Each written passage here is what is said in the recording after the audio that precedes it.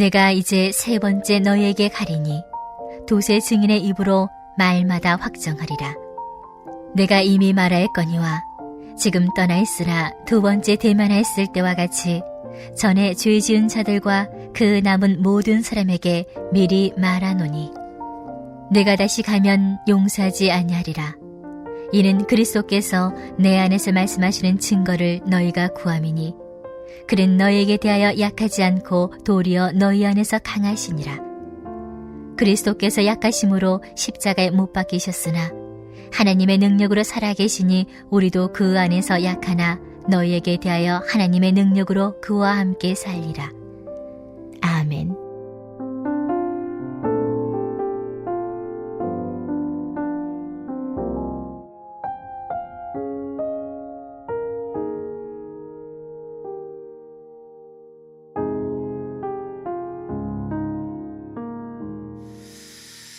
고린도 후서 이제 마지막 장에 왔습니다.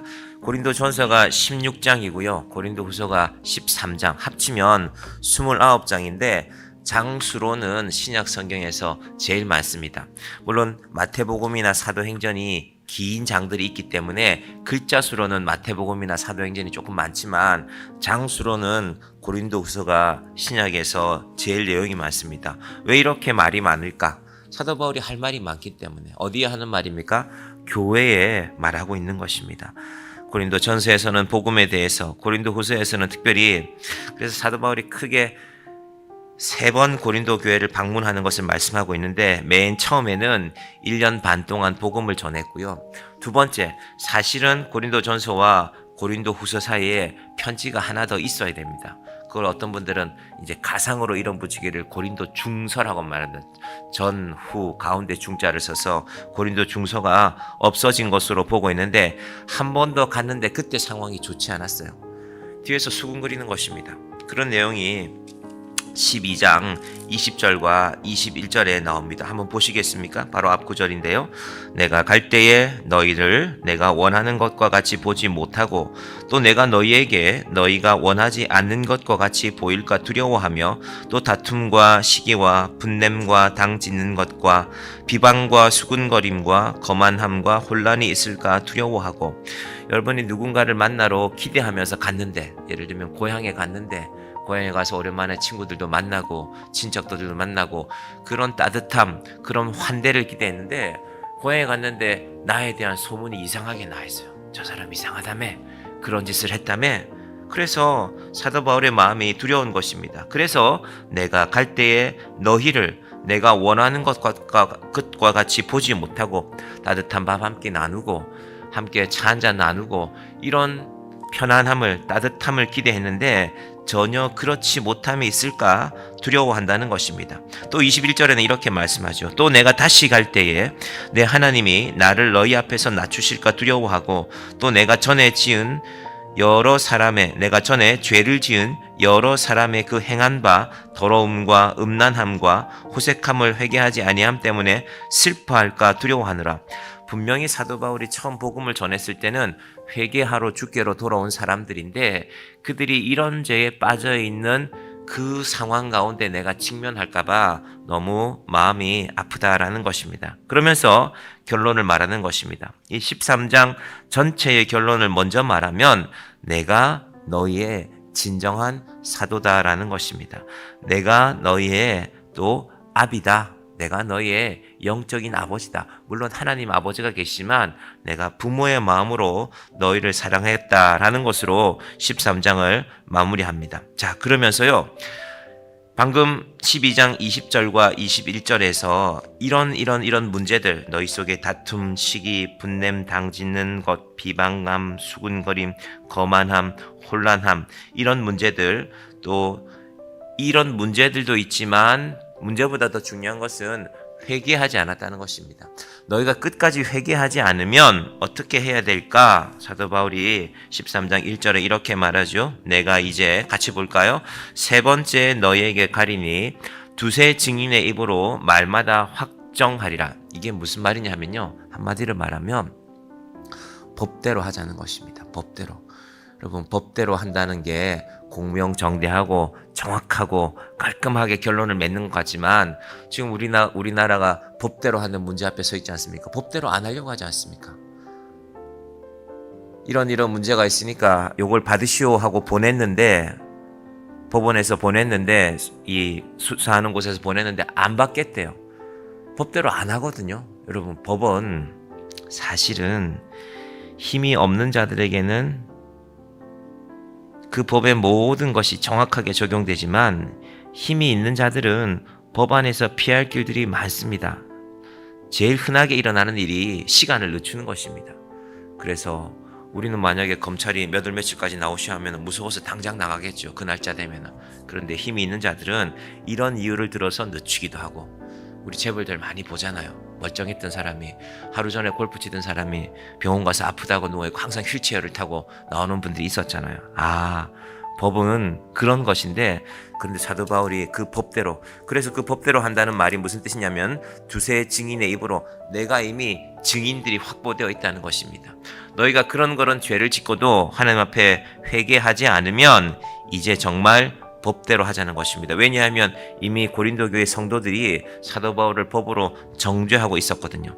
다시 가면 용서하지 않는다는 말도 합니다. 2절 봅니다. 내가 이미 말하였거니와 지금 떠나 있으나 두 번째 대면하였을 때와 같이 전에 죄 지은 자들과 그 남은 모든 사람에게 미리 말하노니 내가 다시 가면 용서하지 아니하리라. 원래 바울이 이런 사람 아니었잖아요. 내가 너희의 아비다. 내가 부모의 마음으로 너희를 사랑한다. 자식이 어떻게 부모 생각을 하겠냐?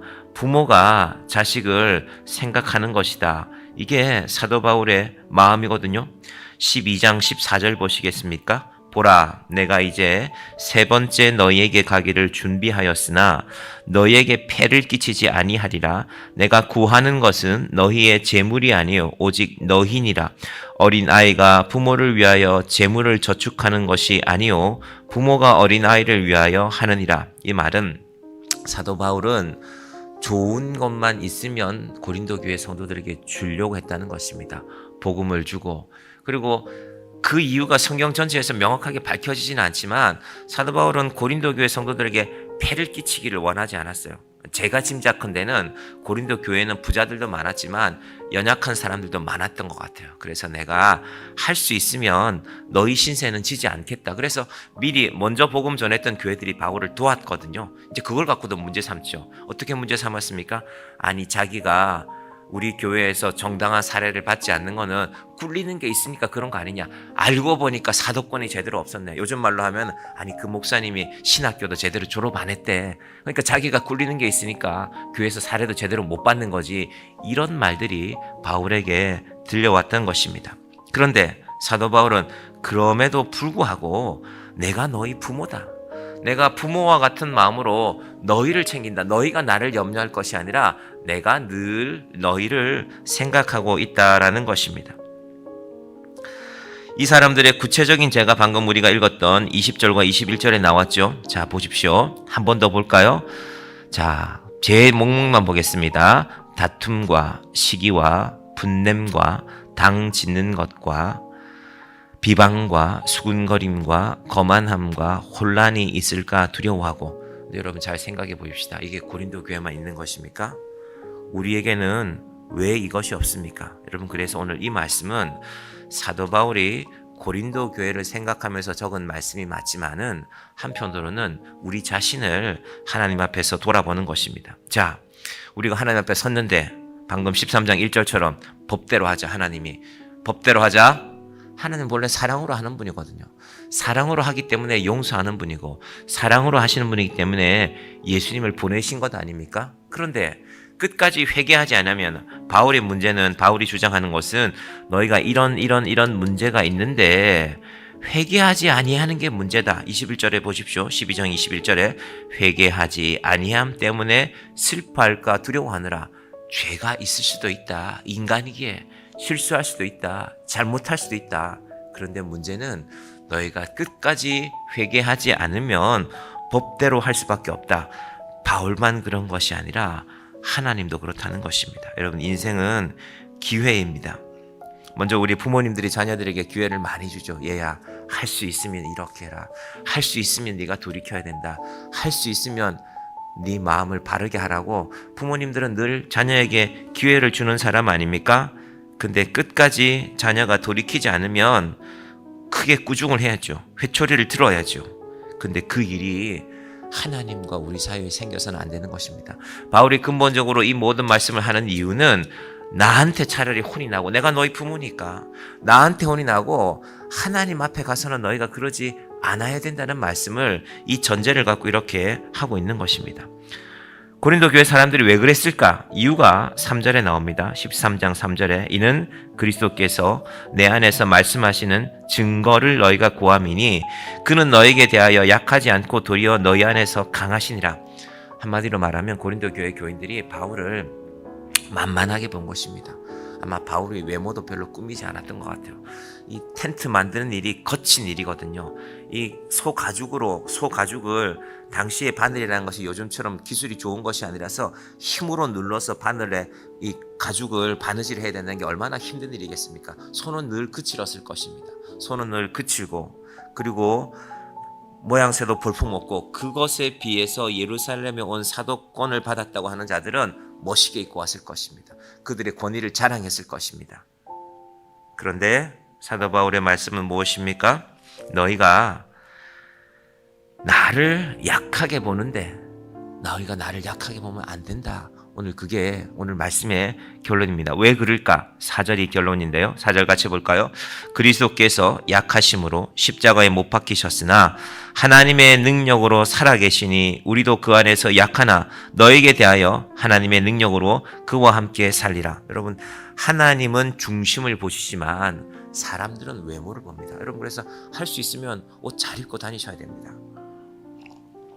사치하라는 것이 아니라 내가 할 수 있는 범위 내에서 깔끔하게 옷도 입으시고 어디에 나설 때는 몸을 잘 정갈하게 하고 나서는 것이 좋습니다. 필요합니다. 그런데 그렇다고 해서 중심을 보지 못하는 것이 잘하는 것은 아닙니다. 유대인들이 예수님께서 마지막에 십자가에 달리는 걸 봤지 않습니까? 별거 아니네, 이렇게 생각했다는 것입니다. 십자가에 달리신 그분이 약해 보이느냐? 그분이 약해 보이지만 그분이야말로 능력 있으신 분이다. 하나님의 능력, 너희 죄를 사하는 능력이 오직 그분에게 있다. 바울이 지금 왜 이런 말 하는 것입니까? 나도 마찬가지라는 것입니다. 나도 자랑할 것 많다.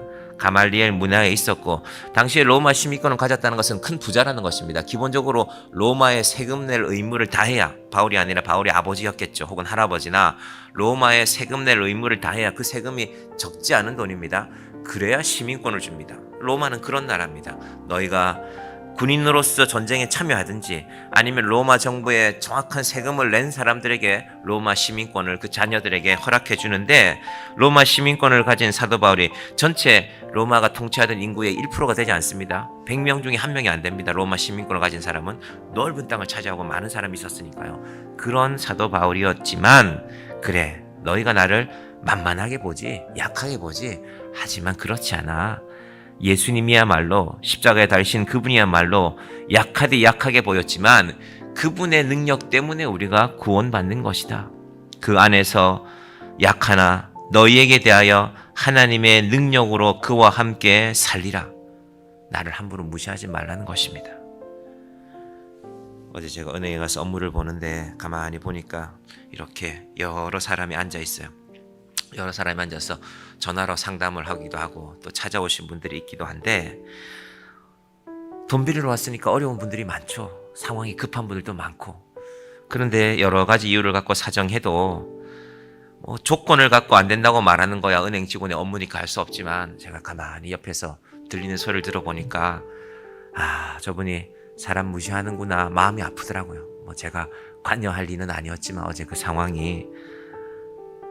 근데 저 한쪽 코너에는 VIP 코너인지 VVIP 코너인지 완전히 넙죽 엎드려서, 저 사람이 얼마를 어떤 조건으로 빌린지 모르겠지만은 같은 은행에서 일하는 사람들인데 사람을 대하는 것이 이렇게 다르구나. 여러분, 그것이 세상입니다.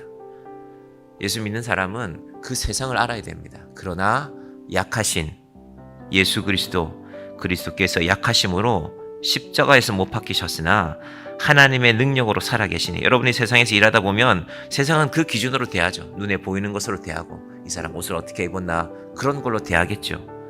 그것에 대해서 염려하지 마시고 내 속에 그리스도가 있으므로, 하나님, 혹시 세상에서 내가 약한 자리에 있을지 모르겠지만 내 속에 있는 하나님의 능력은 변치 않습니다. 하나님 앞에 그 은혜의 말씀으로 그 은혜를 붙들고 기도하며 오늘 하루도 또 예수님 오신 성탄을 사랑으로 맞이하는 주의 자녀들 되시기를 간절히 축원드립니다. 기도하겠습니다. 하나님 아버지, 감사합니다. 사도 바울이 고린도 교회에 마지막으로 글을 쓰고 있습니다. 내가 이제 세 번째 너희에게 나아가리니 두세 증인의 입으로 말마다 확정하리라. 법으로 하겠다는 것입니다. 하나님, 우리 인생에 하나님도 기회를 주셨습니다. 우리도 죄인입니다. 고린도 교인들만 그런 것이 아니라 우리도 더러움과 음란함과 호색함을 가지고 이 땅을 살아가는 자들인데, 그러나 하나님께서 우리에게 회개할 기회를 주셨습니다. 사도 바울은 속히 회개하라고 고린도 교인들에게 강구하고 있습니다. 하나님 앞에 우리의 연약함과 어리석음과 죄를 회개하고 하나님 앞에 어리석은 자로 남지 않게 하여 주시옵소서. 하나님, 세상은 우리를 바라보며 너희는 약한 자들 아니냐, 예수 믿는 자들을 그렇게 볼 수도 있습니다. 그러나 사도 바울은 분명하게 말씀합니다. 그리스도께서 약하심으로 십자가에 못 박히셨다고 말씀하고 있습니다. 하나님의 능력은 오직 약해 보이는 그리스도 안에서, 그리스도를 통해서만 나타나는 것입니다. 하나님, 우리 안에 그 그리스도의 능력이 살아있게 하여 주시옵소서. 예수님 잃어버리고 살지 않게 하여 주시옵소서. 이 추위 가운데서도 이 육신이 이 추위도 잘 이겨내게 하여 주시고, 하나님 주시는 능력으로 비록 우리의 육신은, 우리의 외양은 보기에 약해 보일 수 있지만 하나님이 주시는 구원의 능력이, 예수 그리스도의 구원의 능력이 우리 가운데 충만하게 하여 주시옵소서. 예수님의 이름으로 기도드립니다. 아멘.